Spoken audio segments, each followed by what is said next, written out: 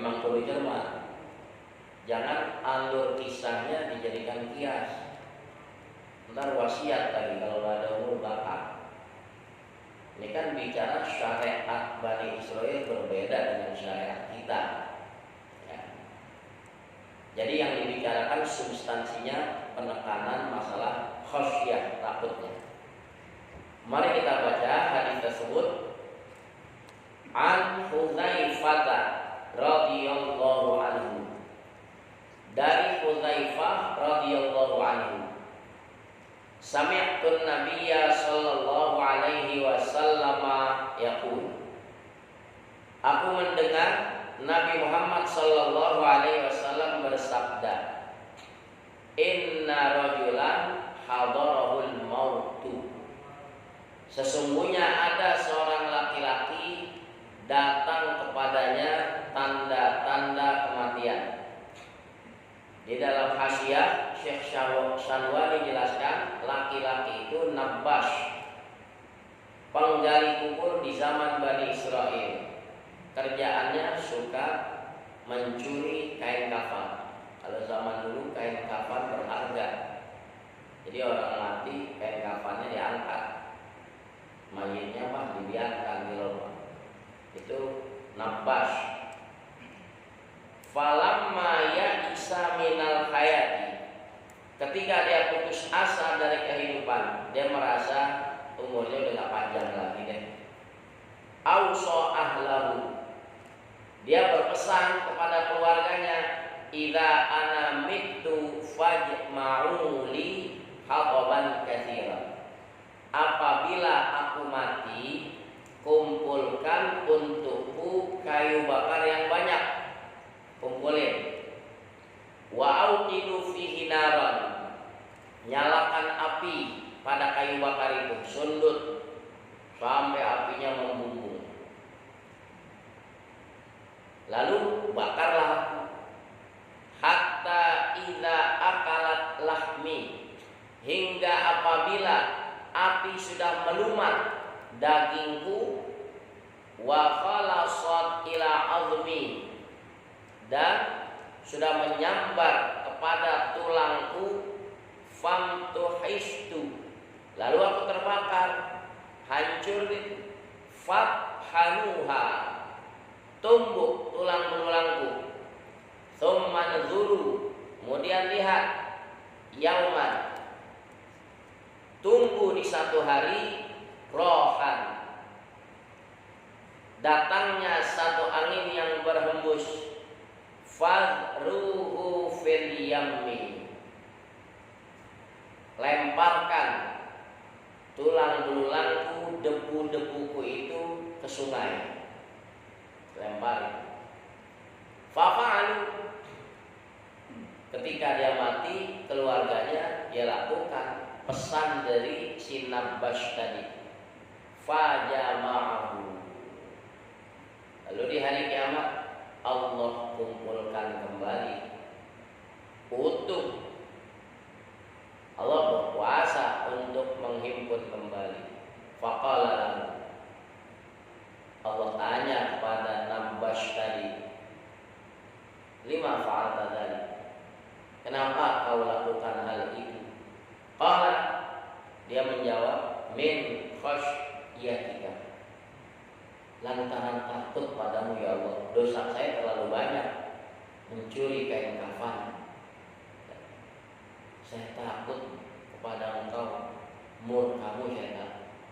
Faghfarallahu lahu, karena punya rasa takutnya itu menjadi sebab Allah maafkan, Allah ampuni. Hadirin rahimakumullah, hadis ini dibawakan oleh Imam Bukhari dalam bab fi babi ma dzukira an Bani Israil, dalam bab apa yang diceritakan tentang Bani Israil. Jadi penekanannya punya rasa takut kepada Allah menyebabkan diampuni dosa-dosanya. Dalam lain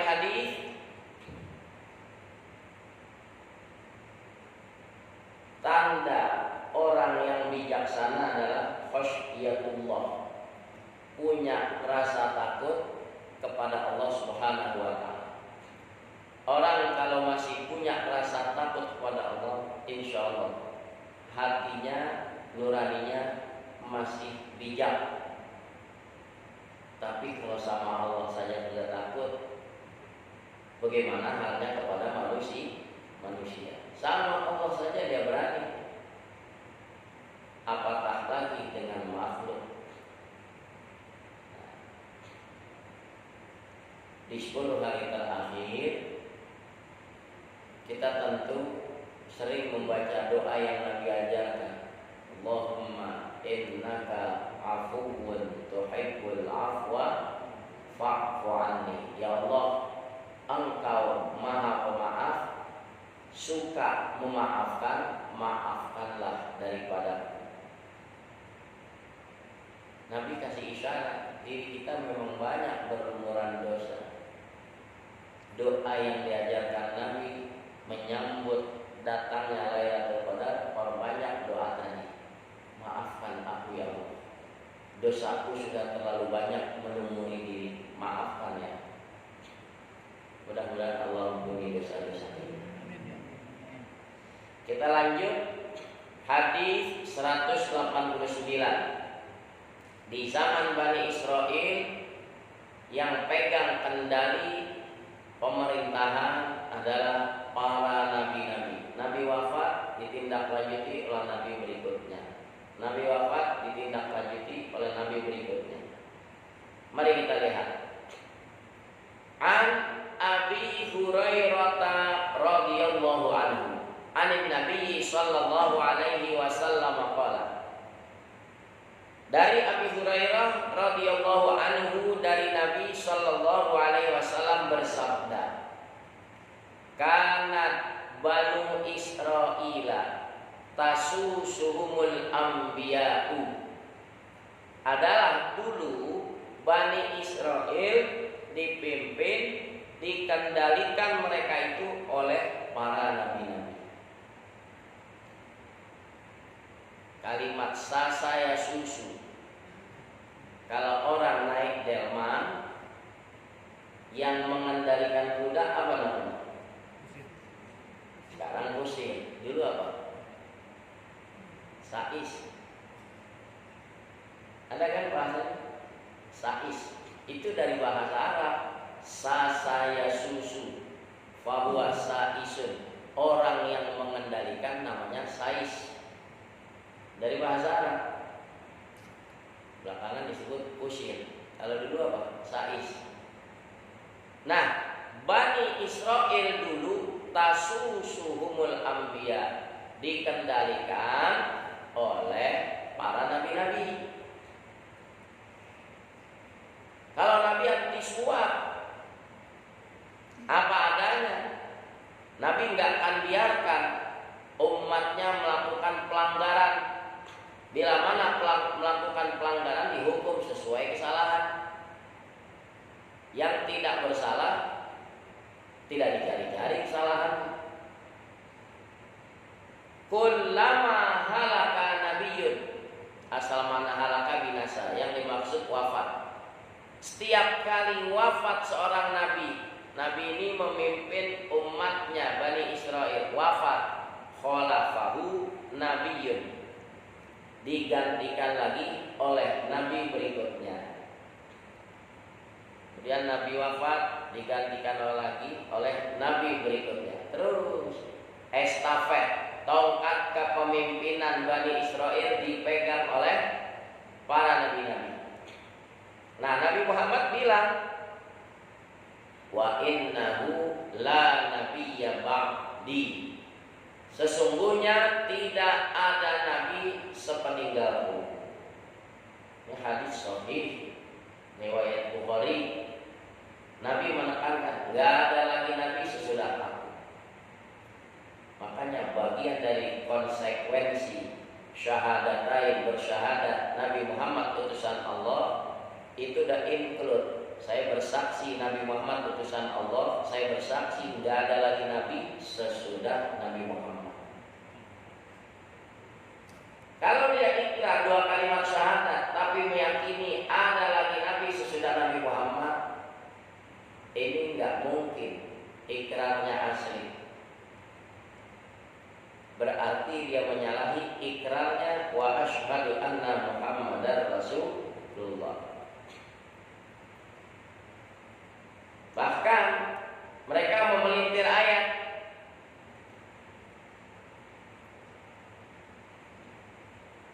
Walakin Rasulullah wa khataman nabiyyin. Maka Muhammadun aba ahadin min rijalikum. Tidaklah Muhammad pantas menjadi bapak salah seorang kalian. Walakin Rasulullah. Tapi Nabi Muhammad itu adalah utusan Allah wa khataman nabiyyin, penutup para nabi-nabi. Ayatnya jelas, hadisnya jelas. Mereka yang meyakini ada lagi nabi sesudah Nabi Muhammad mencoba memelintir ayat. Pertama dia jebak dengan pertanyaan, apakah semua nabi bawa syariat? Lihat, lihai kali mereka. Antum jawabnya gimana? Apa semua nabi bawa syariat? Enggak.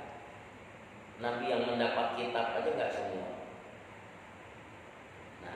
Ketika kita jawab tidak, dia bilang, itulah maksud ayat Quran. Nabi Muhammad penutup nabi yang bawa syariat. Kan Nabi Muhammad bawa syariat. Dia sebagai penutup nabi yang bawa syariat. Kalau yang kagak bawa syariat masih ada di situ tuh. Mulai memelintir ayat Al-Quran. Padahal nggak ada tafsiran seperti itu. Mutlak, mau nabi bawa syariat, mau kagak bawa syariat, Nabi Muhammad udah penutup nabi. Mutlak, udah gak ada lagi nabi sesudah Nabi Muhammad. Dipertegas lagi dalam hadis yang kita baca tadi, wa innahu la nabiyyun ba'di. Enggak ada lagi nabi sesudah aku. Lalu kalau Nabi wafat bagaimana? Yang ada khalifah.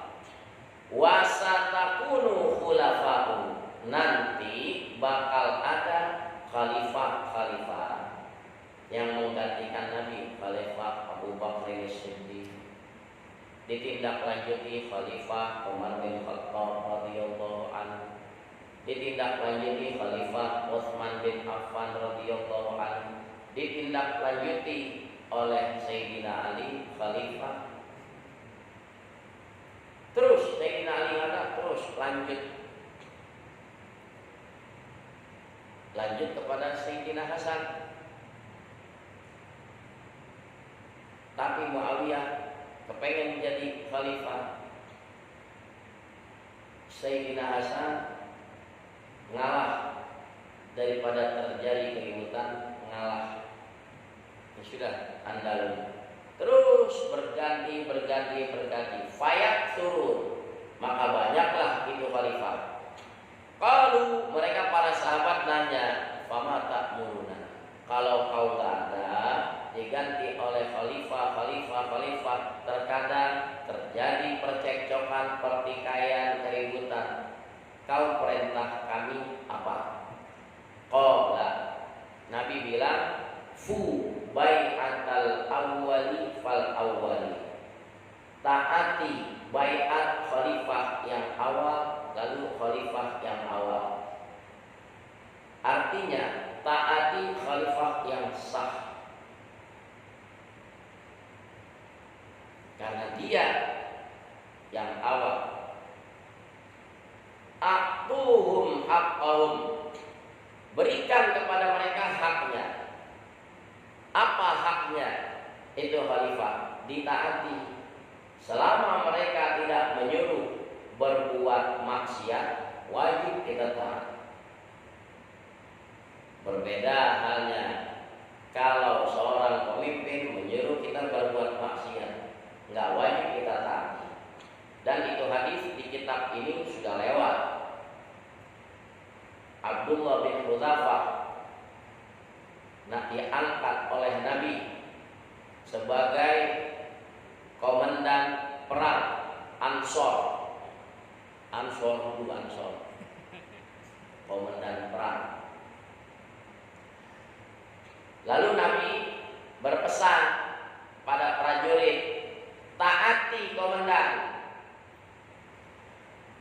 Satu waktu ada prajurit yang membuat berang marah si komandan. Lalu komandan berkata, bukankah Rasul menyuruh kalian taat kepadaku? Mereka jawab serempak, bala, betul.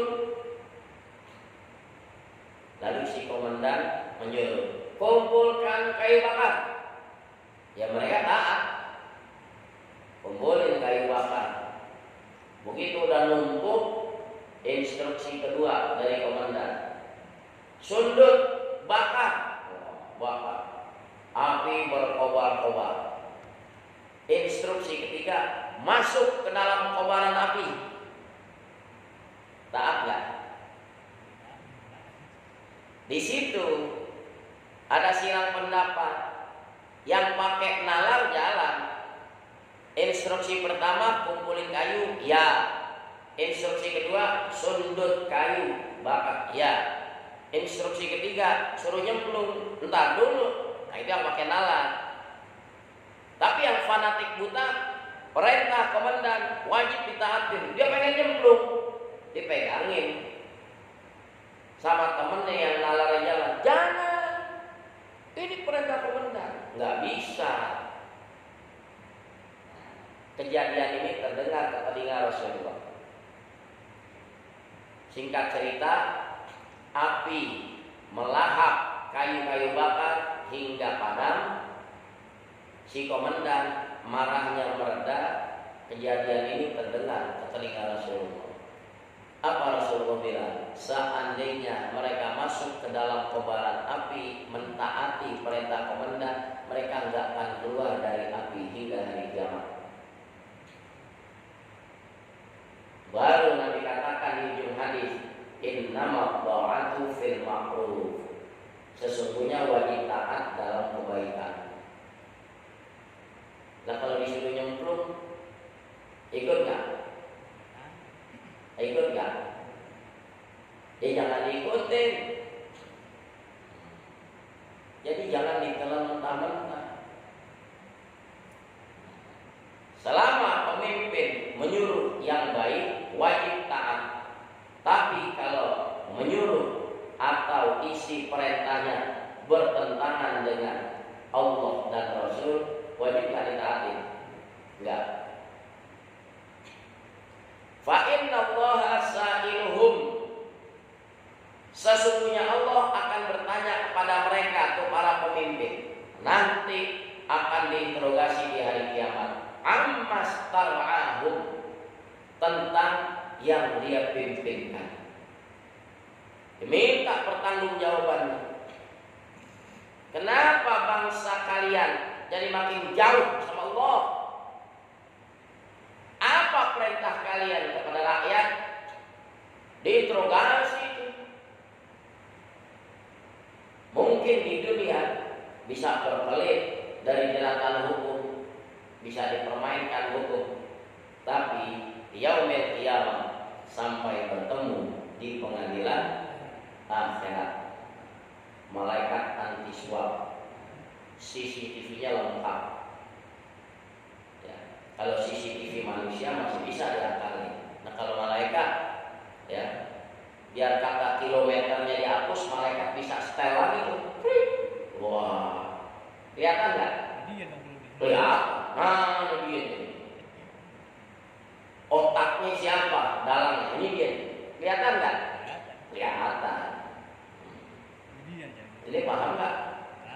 Ya lagi cerita ini CCTV malaikat. Ya. Kita lanjut. Hadis nomor 190. Ini hadis-hadis Bukhari yang kita baca berkenaan dalam bab yang diceritakan tentang Bani Israel.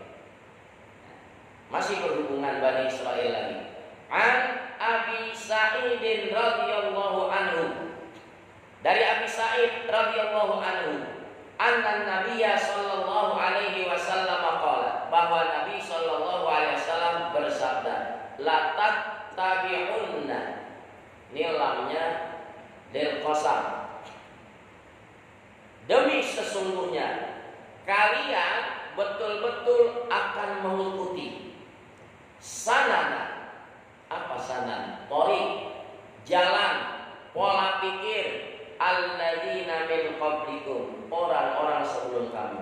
Kalian akan ikuti jejak orang-orang sebelum kamu. Ini Nabi ngomong begini, Nabi mewaspadai shibran bi shibrin, nggak terasa sejengkal demi sejengkal diikuti wadiroan bidiroin, sahasta demi sahasta, makin jauh lagi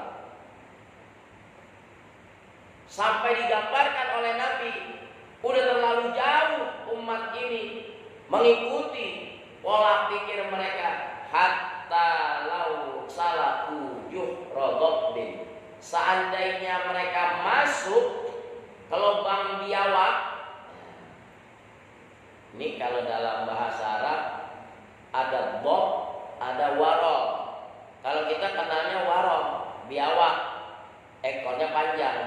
Kalau bob, ekornya pendek, dia ada di gurun. Itu yang pernah dimakan oleh sahabat-sahabat Nabi. Dan Nabi tidak melarang, tapi Nabi juga tidak makan. Itu artinya mubah, makan bob. Jangan dikias. Ini ada sate biawak. Buka puasa makan sate biawak. Warol itu beda. Kalau bob ini unik. Kata Ibnu Kholawi, dia bisa hidup 700 tahun. Subhanallah. Dan dia bisa tahan gak minum air. Lalu apa makannya? Cukup dengan hembusan angin dia hidup. Hidupnya di gurun. Kalau di kampung kita yang makan angin apa? Tonggeret. Yang kalau di kebun malam suaranya nah, ya udah banyak perumahan gak ada tonggeret. Tinggal lagunya doang. Kalau di sana dok, dia bisa hidup panjang tuh. Bahkan ada yang menyebutkan innahu yabulu fi kulli arba'ina yauman qatratan. Kencingnya 40 hari sekali, cuma setetes ceret udah. Kalau kita tiap hari pipis. Dan giginya nggak pernah tanggal. Dot itu giginya jadi satu gitu. Ya.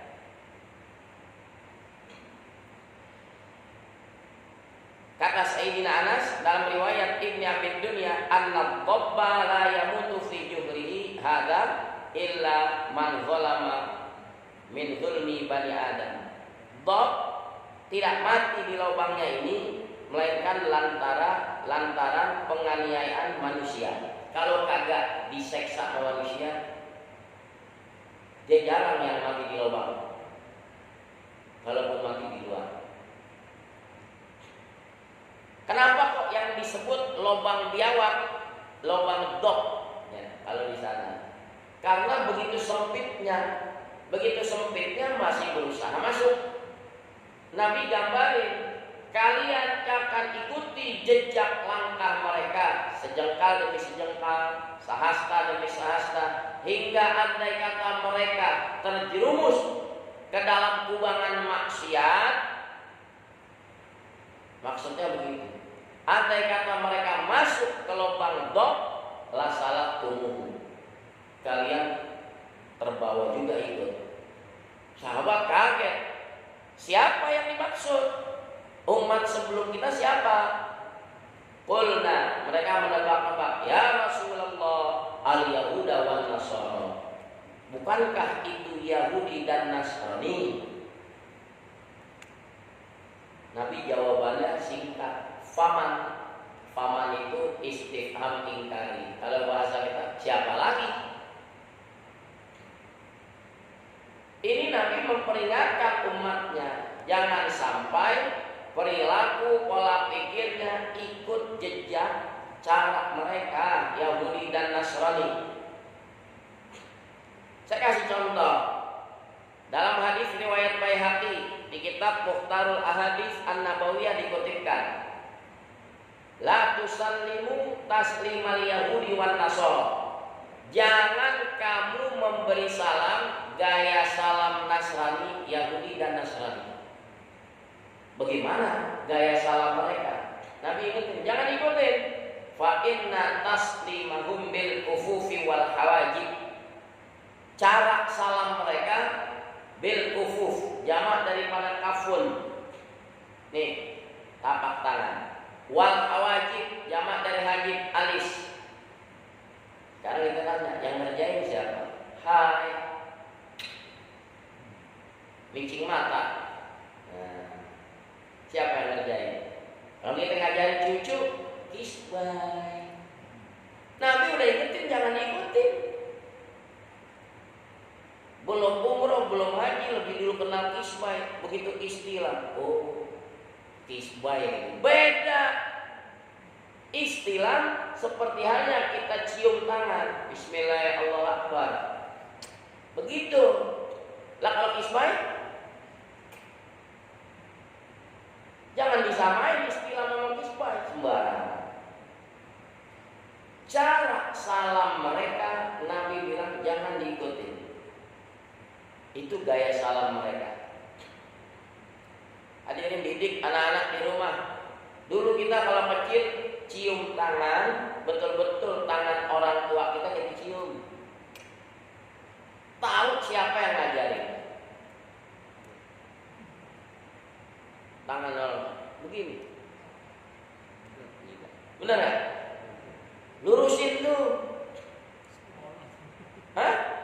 Di sekolah begitu. Gurunya berarti yang perlu di-style.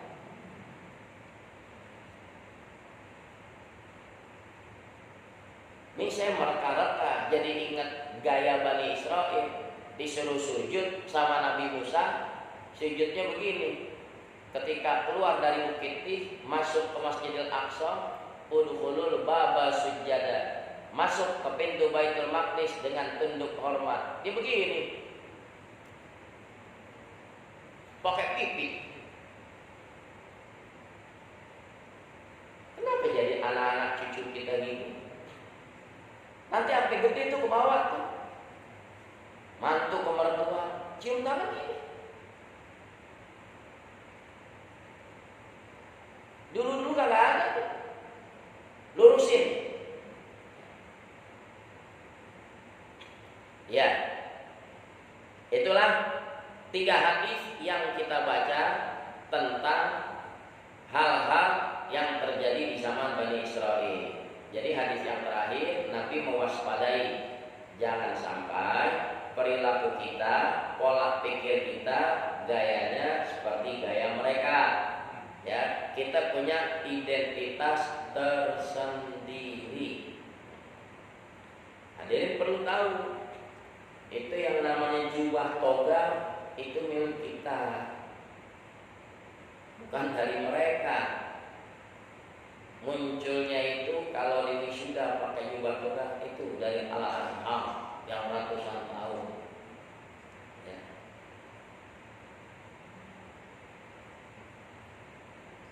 Mudah-mudahan Allah pelihara iman Islam kita. Al-Fatihah. Alhamdulillah. Ar-Rahmanir-Rahim. Maliki yaumiddin. Iyyaka na'budu wa iyyaka nasta'in. Ihdinas siratal mustaqim.